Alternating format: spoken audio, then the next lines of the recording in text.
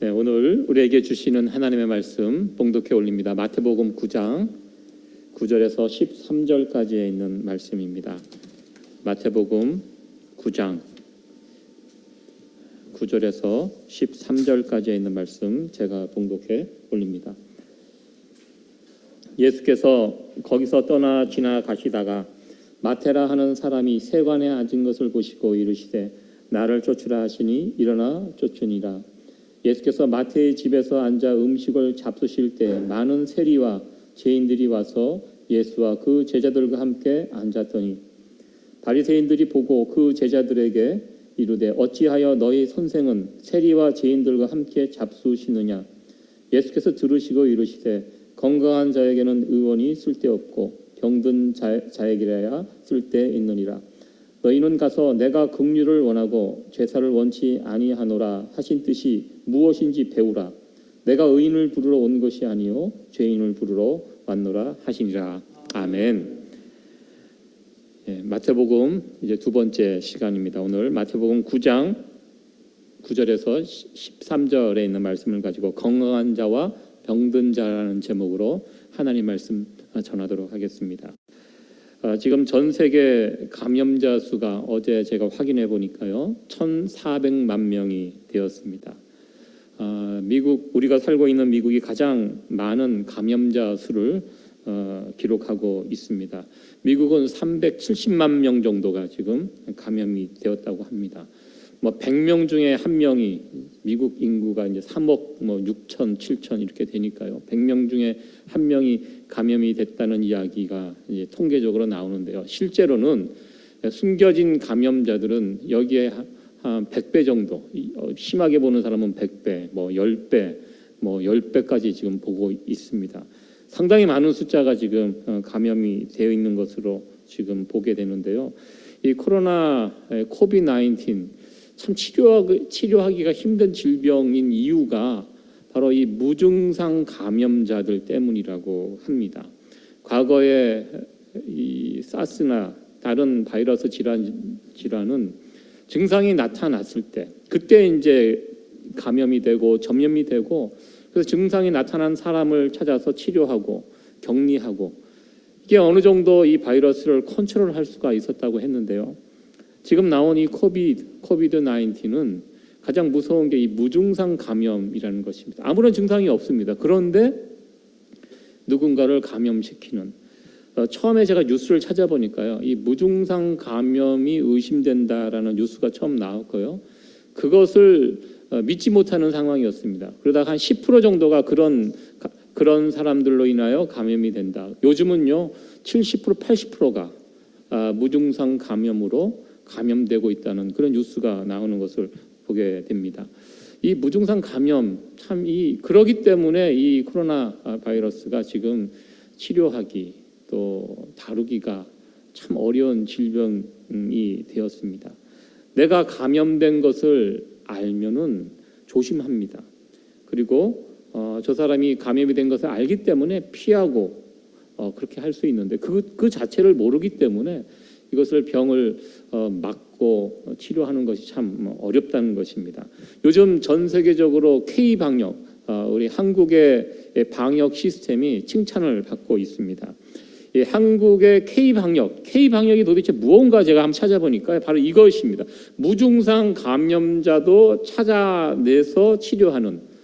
그러니까 한국은 다 이제 스마트폰을 갖고 있기 때문에 누가 감염이 됐다 그러면 그 사람의 동선을 쫓아가고 감염 증세가 나타나기 이틀 3일 전까지 추적을 한다고 합니다. 아무런 증상이 없는.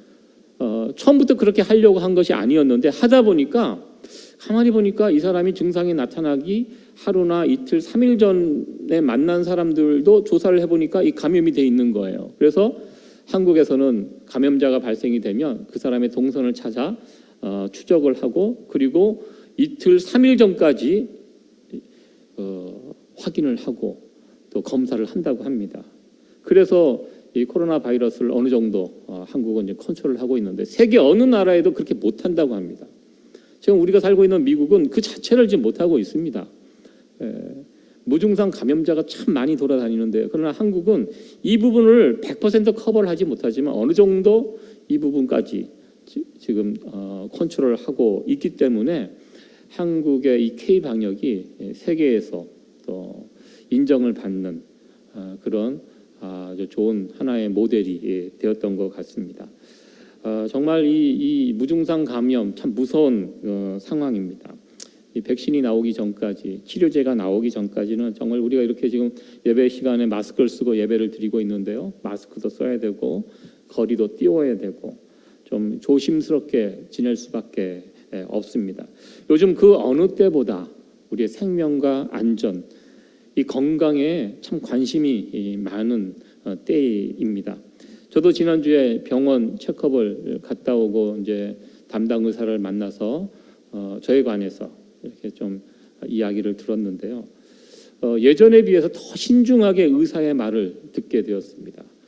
피검사했던 그 내용들을, 데이터를 지난번 것까지 제가 작년 1년 전 거하고 이번 걸 제가 꺼내놓고 비교를 해가면서 제가 같이 꼼꼼하게 체크를 했습니다. 의사 말로는 이제 일주일에 한 3번 정도, 3일 정도는 운동을 하고, 또 가을 겨울에 또 2차 팬데믹이 올 가능성이 크기 때문에 자체 면역 기능, 이 면역을 기르면서 이런 바이러스와 싸워서 이기는 수밖에 없다. 그렇기 때문에 평소에 이 건강 관리를 잘 하라고. 저도 이렇게 이번에 경험을 하면서 여러분들 혹시 내 몸에 약한 부분이 어디 있는지 여러분들 미리 잘 점검하시고, 이 바이러스가요, 이 약한 부분을 통해서 들어옵니다. 그 부분을 미리 잘 우리가 충분히 미리 잘 준비하는 것. 다가오는 가을 겨울 또 한 번 또 코로나 바이러스가 2차 유행이 온다고 하는데요. 그때를 대비한 우리의 좀 준비가 되지 않을까 이렇게 생각을 해봅니다. 오늘 말씀의 제목, 건강한 자와 병든 자입니다. 어떻게 보면 이 세상 사람을 구분할 때 이 두 가지로 구분할 수 있습니다. 병든 자와 건강한 자, 이렇게 나눌 수 있습니다. 지금 여러분들의 상태는 어떠하십니까? 여러분들은 지금 건강한 상태입니까? 아니면 이런저런 문제가 있는 상태입니까? 나이를 먹어가면서 보니까요, 많은 분들이 약을 드십니다. 뭐 혈압약을부터 시작해갖고 이런저런 약들이 참 많이 있어요. 그래서 어르신들 보면 뭐 하루에 먹어야 될 약들, 이번 주에 먹어야 될 약들, 약통에 월화수목금토주 이렇게 쭉 해요. 그 안에 약을 넣고 그것을 계속 먹어야 되는, 약을 드신다고 해서 다 병든 자는 아니라고 저는 생각합니다. 그러니까 저도 나는 병든 자인가 건강한 자인가 이렇게 생각을 해보니까요, 이것도 저것도 아니고 어중간한 상태에 있는 분들이 참 많은 것 같습니다. 이 코로나 바이러스에 감염된 사람들의 증상이 그렇다는 것입니다. 완치가 됐다고 하지만 몸이 완전히 나아지지는 않아요. 이 상태가 굉장히 오래 간다고 합니다. 내가 병든 것도 아니고 그렇다고 건강한 것도 아니고 애증간한 상태로 이렇게 지내는, 요즘 또 그것이 또 하나의 특징이라고 합니다. 오늘 마태복음 9장의 말씀을 읽었는데요. 이 예수님께서 주신 이 말씀을 통해서 병든 자, 누가 병든 자인가, 그리고 누가 건강한 자인가 한번 살펴보도록 하겠습니다. 먼저 이 본문을 통해서 살펴볼 것은 이 마태복음의 저자인 마태에 관해서 한번 생각을 해보려고 합니다. 오늘 본문은 예수님께서 마태를 부르는 그런 장면이 나오고 있습니다. 마태복음의 저자 마태는 자신이 어떻게 예수님을 만나게 되었고 예수님께서 마태를 부르시는 이 내용, 이 장면, 이 부분을 지금 소개해 주고 있습니다. 마태가 살았던 지역, 그리고 마태의 직업, 이런 부분들을 우리는 알 수 있습니다. 마태는 이 부분을 어떻게 보면 자기 이야기입니다. 그래서 좀 담담하게, 아주 건조하게 이 부분을 적고 있는데요. 사실 이 예수님과 마태의 만남은 그렇게 간단한 그런 사건이 아니라는 것입니다. 1절에 보면, 오늘 9장 1절에 보면 본 동네라고 소개가 되고 있는데, 마태가 활동했던 이 지역은 가버나움입니다. 예수님께서 활동했던 지역과 일치합니다. 갈릴리, 가버나움 같은 지역인데요. 그렇기 때문에 마태는 평소에 예수님에 대한 소문을 미리 익히 듣고 있었던 그런 때에 예수님과 만남이 이곳에서 일어나게 되었습니다. 마태는 우리가 알다시피 세리입니다. 세리. 가버나움이라는 이 지역은 요충지입니다. 그래서 많은 사람들이 왔다 지나가는, 그래서 돈이 몰리는, 이곳에서 세리를 한다는 것은 굉장히 어떻게 보면 돈을 만질 수 있는, 돈을 벌 수 있는 아주 좋은 자리, 목이 좋은 자리, 이 자리에서 마태는 세리의 역할을 하고 있었습니다. 이 세금을 거두어 드리는 사람, 지금은 그런 인식이 없지만 예수님 당시에 이 세리는 대단히 평판이 좋지 못한 그런 직업 중에 하나였습니다. 그 당시 이스라엘을 로마가 점령하고 있었기 때문에 이 세리라는 것은 로마 정부에 빌붙어서 자기의 동족 이스라엘 백성들의 돈을 거두어서 로마에 바치고 또 일정 부분 자기가 챙기고, 로마 사람들이 세리들에게 어느 정도 세금을 거둬라 이 기준을 주지 않았습니다. 자기 마음대로 거두는 겁니다. 자기 마음대로 거두어서 로마 정부에 바칠 만큼은 바치고 나머지는 자기가 다 갖는 것입니다. 그렇기 때문에 이 세리들의 횡포가 대단했습니다. 아주 파렴치한 자들이었습니다. 그래서 이스라엘 유대인들은 유대교에서 세리라 하면 유대교에서 출교시켜버립니다.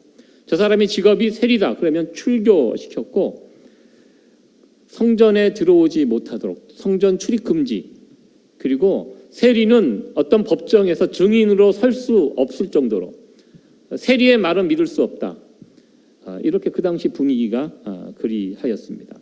오늘 이 성경에 나와 있는 본문의 표현도 세리와 죄인들이라고 했습니다. 그러니까 세리는 죄인이었고 죄인은 세리였습니다. 같이 관용어로 사용되는 그 정도로 형편없는 평판을 가진 직업이 바로 세리였습니다. 그런데 어느 날 이 예수님께서 마태가 있는 이 세관에 오셔서 마태를 부르셨습니다. 그리고 예수님의 이 부름에 마태는 모든 것을 내려놓고 예수님을 따르게 됩니다.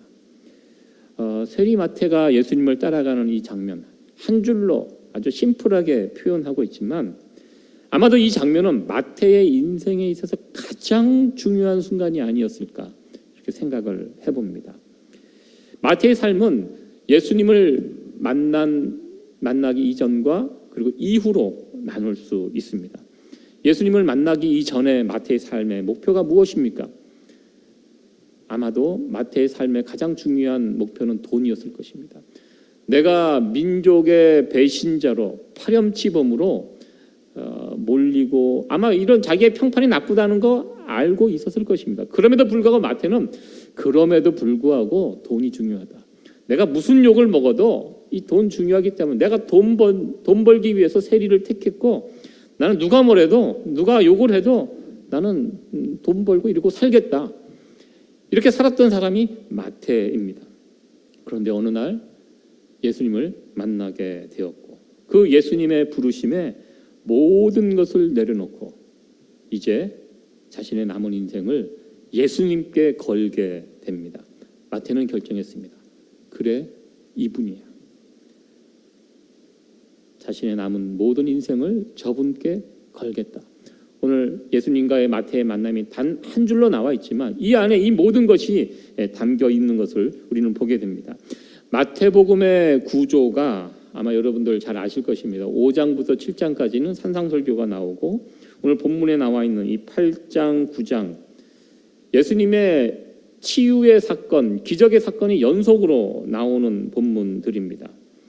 예수님을 만나 병을 고치고 또 파도가 잔잔해지고 막 기적의 사건들이 10개의 기적의 사건이 시리즈로 나오는데요. 그 10개의 기적의 사건 가운데 마태가 예수님을 만난 이 사건이 들어가 있습니다. 이게 무엇을 지금 마태는 이야기하고 싶어서 이렇게 배치를 했습니까? 예수님과 마태의 만남이 자신의 인생에 있어서 기적이었다는 것입니다. 마태라는 이름의 뜻은 하나님의 선물이라는 뜻입니다.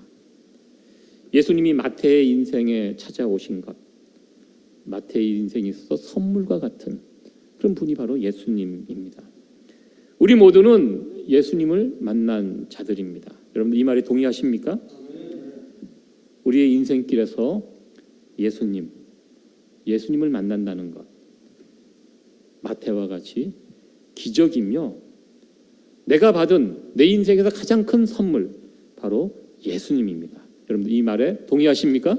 네. 예수님은 나에게 얼마나 중요한 분인가. 오늘 본문의 말씀을 통해서 한번 우리의 모습들을 생각해 봤으면 좋겠습니다. 마태는 예수님의 부르심에 그동안 자신의 인생에서 가장 중요했던 모든 것 순식간에 내려놓고 예수님을 따라갔습니다. 예수님은 내가 가진 모든 것을 다 드려도 충분히 가치가 있는 분이다. 이것을 마태는 인정했습니다. 이 부분에 관해서 여러분은 어떻게 생각하십니까? 마태의 생각에 여러분들 동의하십니까? 여러분들은 예수님의 부르심에 나를 부르시는 예수님 그 부분에 어느 정도의 가치를 두고 살고 계십니까? 예수님보다 더 가치 있는 것이 우리 인생 가운데 있으십니까? 한번 이 마태의 모습을 통해서 우리의 모습들을 돌아봤으면 좋겠습니다. 예쁜 배우 사진, 저희 세대 사람들은 아니죠. 제 세대는 아마 장로님 세대도 아니죠. 예, 예. 1960년대 미국 사회를 주름잡았던 두 명의 배우입니다. 한 분의 사진은 너무나 유명하기 때문에 제가 이름을 안 넣었어요. 누군지 아시죠? 여기 점이 있고 마릴린 몬로의 사진이고 한 분은 에반스 콜린이라는 타운젠드라고 이렇게 이름이 나왔는데요. 두 분의 여배우 사진을 제가 준비해봤습니다. 이 마릴린 몬로에 대해서는 제가 더 이상 설명을 드리지 않아도 미국의 아주 대표적인 여배우입니다. 1960년대 그 당시 케네디 대통령과도 스캔들이 있었고 유명한 야구 선수, 배우들과 숱한 연문을 뿌리면서 그 시대를 주름잡았던 가장 인기 있었던 부와 명예를 지고 살았던 여배우였습니다.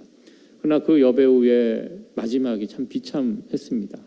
이 모든 이 여배우의 삶이 얼마나 복잡한지 모르겠지만 그 짐을 견디지 못하고 마지막에는 스스로 목숨을 끊는 비극으로 끝난 그 스캔들도 지금까지 많은 사람들의 입에 회자가 되고 있습니다. 그런데 그 당시 제가 오늘 말씀드리고 싶은 여배우는 그 옆에 있는 이 여배우의 이야기입니다. 에반스 콜린이라는 마릴린 먼로 못지않게 예쁜 미모로 많은 사람들에게 사랑을 받았던 할리우드 배우였습니다. 근데 이분이 어느 날 기자회견을 열면서 할리우드를 은퇴하겠다 이렇게 기자회견을 합니다. 그러면서 이런 고백을 했습니다. 여러분, 저는 지금 깊은 사랑에 빠져 있습니다. 저는 그 깊은 사랑에서 지금 헤어날 줄 모르고 있습니다. 그래서 이제 할리우드를 떠나려고 합니다. 이렇게 이야기했을 때 기자들이 질문을 합니다. 지금 그녀가 사랑에 빠져 있다는 그런 이야기인데 도대체 누구랑 사랑에 빠졌는가 이렇게 물었습니다. 그럴 때 이 콜린 이 자매는 그분은 바로 예수 그리스도이십니다. 그분은 나를 위해서 십자가에 죽으신 분입니다. 이렇게 자기가 지금 사랑에 빠진 대상을 기자들 앞에서 밝혔습니다. 그리고 그는 미련 없이 연예계를 은퇴하고 선교사가 되기 위해서 신학교에 입학을 하게 됩니다. 그래서 신학교에 들어가면 전도사님들이 가만히 두지 않겠죠. 그래서 거기서 또 선교사 지망생인 남편을 만나서 결혼을 하게 되고 그리고 학교를 졸업하고 아프리카 우간다로 선교사로 떠나게 되었습니다. 그리고 7년 동안 거기서 사역을 하고 잠시 미국에 안식년으로 들어왔을 때 빌리 그레함 목사님이 이 여인을 찾아가서 물었다고 합니다.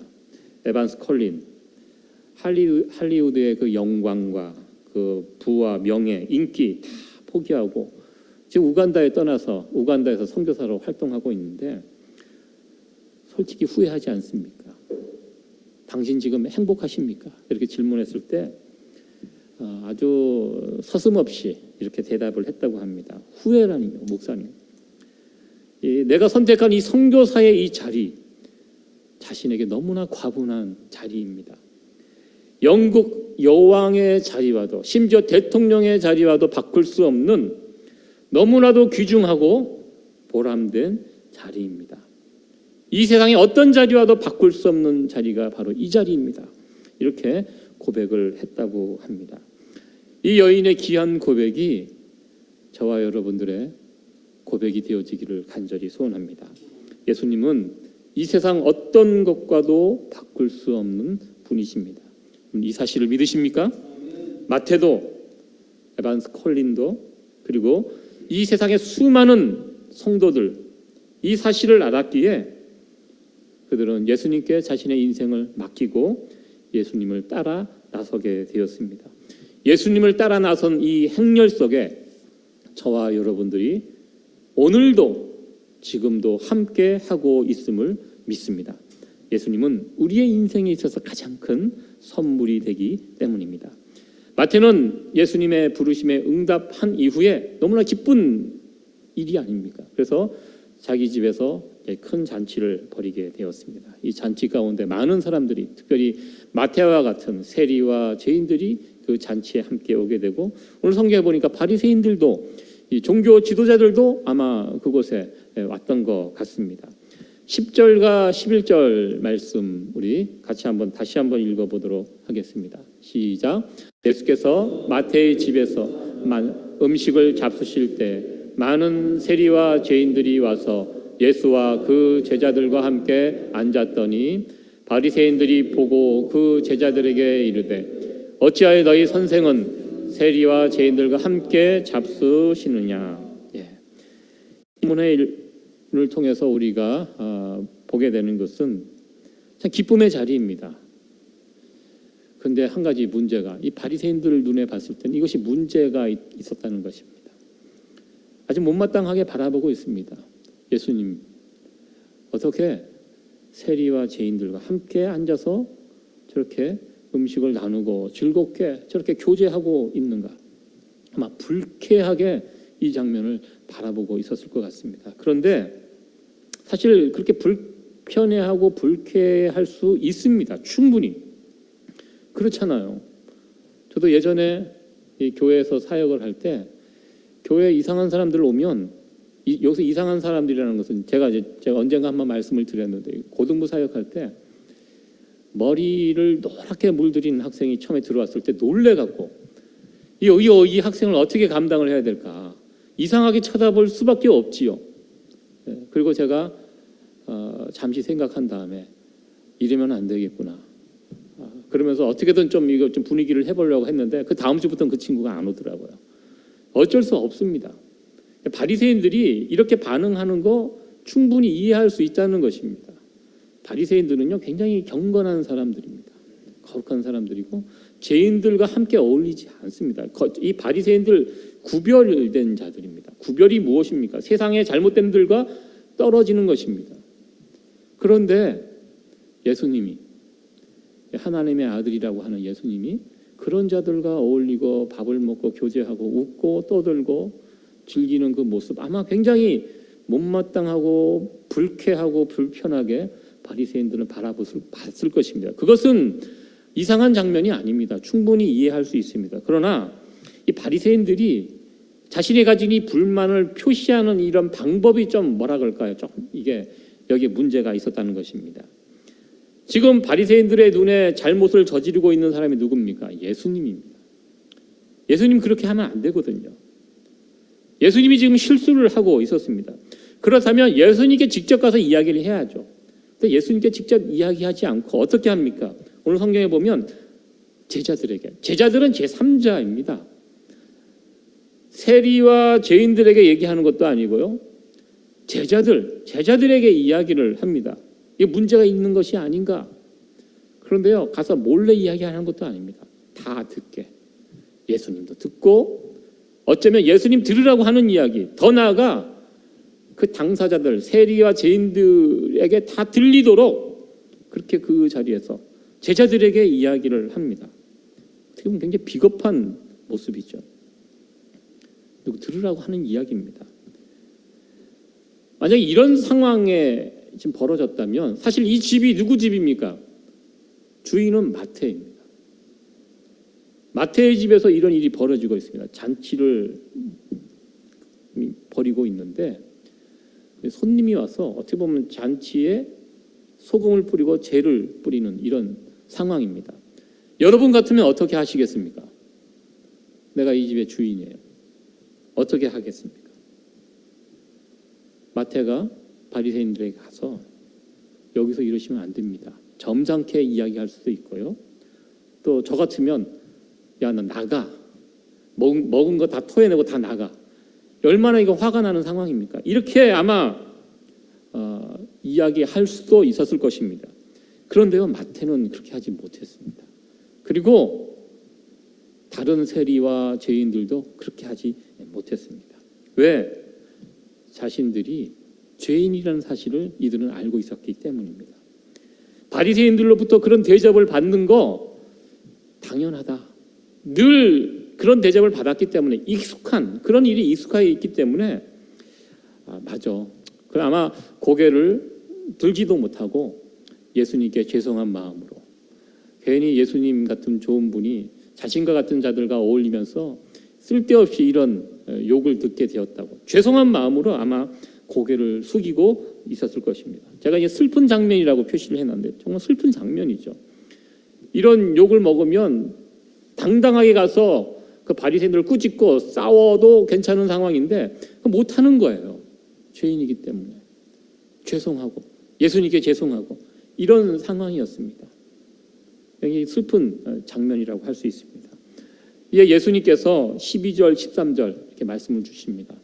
예수님께서 대꾸를 하시죠. 이 말씀 다시 한번 읽어보도록 하겠습니다. 시작. 예수께서 들으시고 이르시되 건강한 자에게는 의원이 쓸데없고 병든 자에게라 쓸데있느니라. 너희는 가서 내가 긍휼을 원하고 제사를 원치 아니하노라 하신 뜻이 무엇인지 배우라. 내가 의인을 부르러 온 것이 아니요 죄인을 부르러 왔노라 하시니라. 아멘. 여기서 건강한 자는 바리새인입니다. 그리고 병든 자는 세리와 죄인들입니다. 본문에 나온 내용들을 그냥 이렇게 펼쳐서 보면 우리는 이렇게 쉽게 생각할 수 있습니다. 오늘 예수님께서 주신 말씀은 건강한 사람에게는 의원이 필요 없다. 이렇게 말씀을 주십니다. 여러분들 여기서 질문을 우리가 할 수 있습니다. 그렇다면 바리새인들 건강한 사람이라고 한다면 바리새인들은 예수님이 필요 없는 사람들인가? 그런데 이 세상 사람들 가운데 예수님이 필요 없는 사람들이 있습니까? 없습니다. 다 필요합니다. 우리 주님께서 보시기에 예수님이 필요 없을 정도로 건강한 사람은 이 세상에 아무도 없다는 것입니다. 자기들 스스로 건강하다라고 착각하고 있을 뿐입니다. 세리와 죄인들은 자신들이 죄인, 병든 자라는 것을 정확하게 알고 있었습니다. 그래서 예수님을 찾는 것입니다. 죄인이기 때문에 성전에 가서 기도할 때도 하늘을 우러러 쳐다보지도 못하고 고개를 숙이고 가슴을 치면서 그들은 기도합니다. 죄인이기 때문에. 그러나 바리새인들은요, 건강한 자들임을 스스로 착각하고 살아가는 자들입니다. 그렇게 살면 어떻게 됩니까? 나는 건강하다. 그렇게 살면 결국 생명의 근원 되시는 예수님을 만나지 못하게 된다는 것입니다. 어떻게 보면 바리새인들은 무증상 감염자들입니다. 어떤 죄의 구체적인 어떤 모습들이 자기의 눈에는 안 보여요. 아무런 죄의 증상들이 없다고 본인들은 느껴요. 지금도 이 코로나 바이러스의 가장 문제가 되는 것이 무증상 감염자들입니다. 예수님을 만날 때 예수님의 생명을 누리는 데 있어서 가장 큰 문제가 되는 경우 무증상 감염자들입니다. 내가 죄인인 걸 모르면 예수님 찾지 않아요. 나 건강한 사람이라고 스스로 뽐내고 다니다가 생명의 근원 되시는 예수님을 놓쳐버리는 그런 큰 실수를 할 수 있다는 것입니다. 예수님이 필요 없는 건강한 자가 과연 있을 수 있을까? 없다는 것입니다. 저를 비롯한 우리 모두는 다 예수님 앞에 환자들입니다. 문제가 있습니다. 우리를 고쳐주시고 온전케 해주시는 주님이 우리에게는 날마다 매 순간마다 필요하다는 것입니다. 사실 이것을 깨닫는 것도 큰 은혜라고 저는 생각합니다. 아마 여러분들도 들어서 아시겠지만 한국에서 큰 뉴스가 있었습니다. 서울시장이 스스로 목숨을 끊었습니다. 서울시장 역사상 가장 오랜 시간 시장에 재임했던 분이고 시민운동가로 많은 사람들의 사랑과 존경을 받았던 그런 사람입니다. 사람들이 큰 충격을 받았습니다. 그 누구보다도 사회 정의를 외쳤고 사회적인 약자들을 보호하기 위해서 애썼던 사람인데 어떻게 이런 일이 벌어질 수 있었을까? 그런 그 사건을 보면서 우리 인생들 가운데 정말로 흠모할 사람들이 별로 없구나. 우리 모두가 다 환자들이구나. 사람은 별 수 없구나. 그것을 그 사건을 보면서 다시 한번 깨닫게 되었습니다. 우리가 다 환자입니다. 다 문제가 있습니다. 내가 참으로 순식간에 그 찰나의 순간에도 꼬꾸라질 수 있는 연약한 인생들이라는 거. 그래서 우리는 누가 필요합니까? 우리에게는 예수님이 절실히 필요합니다. 어느 한순간만 필요한 것이 아니라 24시간 내내 예수님이 필요합니다. 언제나 이 예수님을 놓치지 않고 살아갈 수 있는 저와 여러분들이 되어지기를 간절히 축원합니다. 마지막으로 살펴볼 것은 바리새인들이 세리와 죄인들을 바라보면서 가졌던 이 감정에 관한 이 부분입니다. 사실 바리새인들은요 신앙적으로 완벽한 자들이었습니다. 열심히 있는 자들이었습니다. 일주일에 이틀을 금식했습니다. 여러분들 일주일에 2끼 금식하는 거 우리 얼마나 힘듭니까? 하루 금식 쉽지 않습니다. 여러분 일주일에 하루 금식하면 다른 거 몰라도 우리 몸에 좋다고 합니다.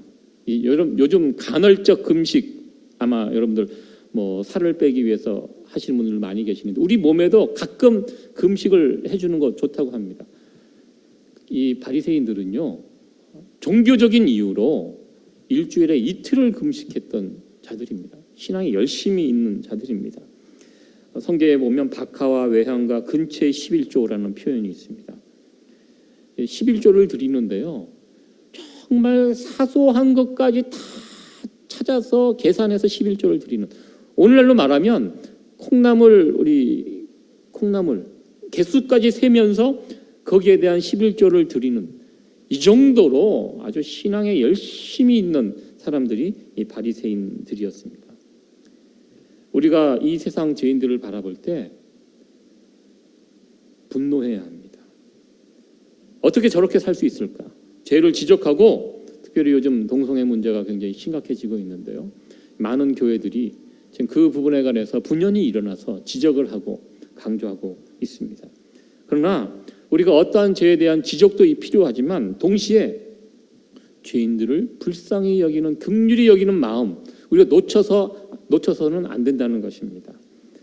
아마 여러분들도 많은 뉴스를 들어서 아시겠지만 이 천종호 판사님이 계십니다. 한국에서 이분이 왜 유명하냐면 이 청소년들 사역을 하십니다. 그러니까 소년범, 아직 성인이 되기 전에 이런저런 사회에서 사고를 치고 소년원에 갇힐 그 학생들을 재판하는 이 자리에서 이제 굉장히 많은 역할을 하고 계시는 분인데요. 얼마 전에 이분의 동영상을 하나 보는데 굉장히 은혜를 받았던 이분의 말이 있었습니다. 많은 케이스가 있었는데요. 이분이 이제 호통 판사로 아주 유명합니다. 어떤 죄를 짓고 들어온 학생들을 아주 막 호통을 어른의 심정으로 죄를 지적만 하는 것이 아니라 지적하고 아픈 부분을 도려내고 다시는 죄를 짓지 못하도록 다시 사회에 좀 변화된 모습으로 돌아갈 수 있도록 이 일들을 위해서 최선을 다해서 사역을 하고 계시는데요.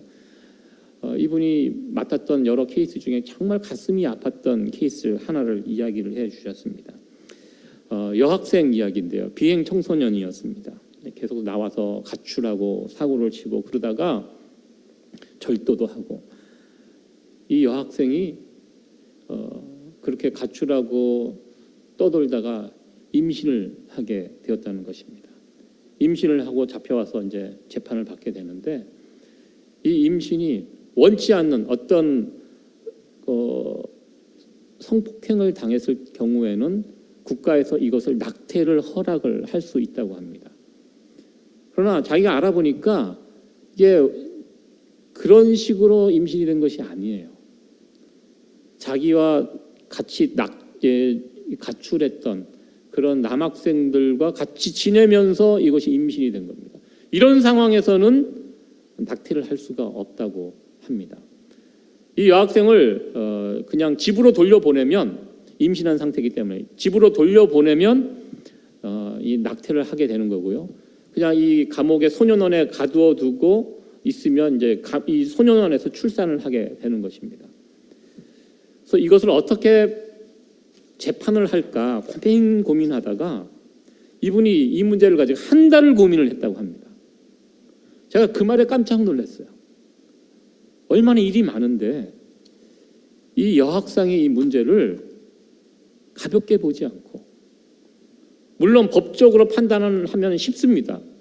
그러나 이 법적인 판단은 무엇이냐면, 소년원에 데리고 있어서 출산을 하고 출산한 다음에 뭐 입양을 보내고, 이것이 합법적인 방법이라는 것입니다.